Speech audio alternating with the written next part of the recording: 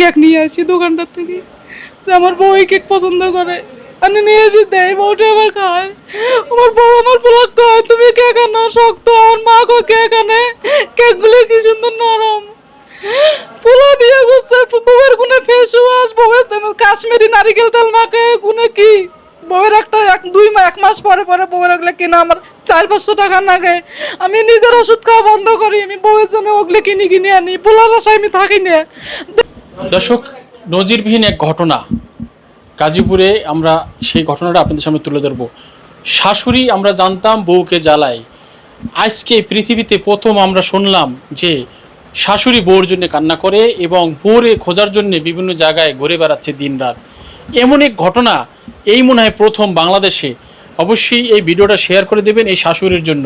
Salute জানাই, এমন শাশুড়ি যেন প্রত্যেকটা ঘরে থাকে। এবং কেন বউ চলে গেল শাশুড়ির কাছ থেকে শুনবো। আসসালামু আলাইকুম। ওয়ালাইকুম আসসালাম। আচ্ছা, আমরা শুনলাম যে আপনার বউর জন্য আপনি দিন রাত কান্না করছেন এবং খাওয়া দাওয়া বন্ধ করে দিচ্ছেন। একটু যদি বলেন মা, যে কেন বা কি কারণে আপনার বউ চলে গেছে? আমার বউ আমি জানি না কোন কারণে চলে গেছে, আমার এটা জানা নাই। আমি বউ যে হিসেবে ভালোবাসার দরকার আমি সেইভাবে বউ ভালোবাসি। আমি কোনো দিন বউ কোনো কাজের পেশার দেই নাই, কোনো দিন বউ কোনো আমি কাজ করাই নাই।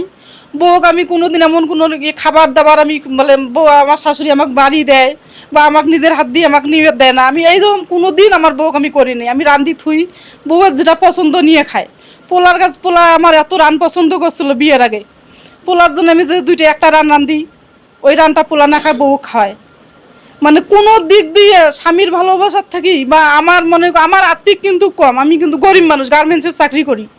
আমার আর্থিক কম থাকলে আমার ঘর আনন্দ মনে বেশি, দৌলত কম কিন্তু আনন্দ বেশি। আমার বউ আমি মনে আমি স্বর্গ পাইছি, আমার বউয়ের জন্য আমি মনে হয় স্বর্গ পাইছি। আমার বউ আমি সুন্দর পাইছি, বউর ফ্যামিলি ভালো, বা আমার পোলা আমার বউকে আনছে। আমি কোনো দিন আমি অখুশি নেই। আমি আল্লাহর কাছে দিনবার আমি 14 বার আমি আল্লাহর কাছে লাখ লাখ শুকরিয়া আদায় করি যে আল্লাহ যা হোক আমার বউ কাজ কাম না করে, আমি নিজে কষ্ট করি। এই বয়সে আমার হার্টের সমস্যা, আমার ডায়াবেটিস, তারপর আমি নিজে চাকরি করি, বউকে আমি করবার দিই না। যে এখনকার মানুষ মেয়ে মানুষ গার্মেন্টসত গেলে হয়তো একটা কোনো খারাপ মানুষ খারাপ দৃশ্য তাকাইবে বা আমার বউয়ের একটা মন একটা নষ্ট হয়ে যাবে। আমি কোনোদিন আমি নিজে কষ্ট করি, আমি বউ কষ্ট করবে দেই নাই, গার্মেন্টসত দেই নাই।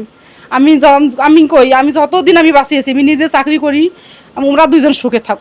আমার পোলার বউ সুখে থাক। পোলা এতদিন চাকরি করে নাই, বিয়ে করবে আছে 2 বছর 2 মাস হইতেছে, পোলাও চাকরি করে নাই।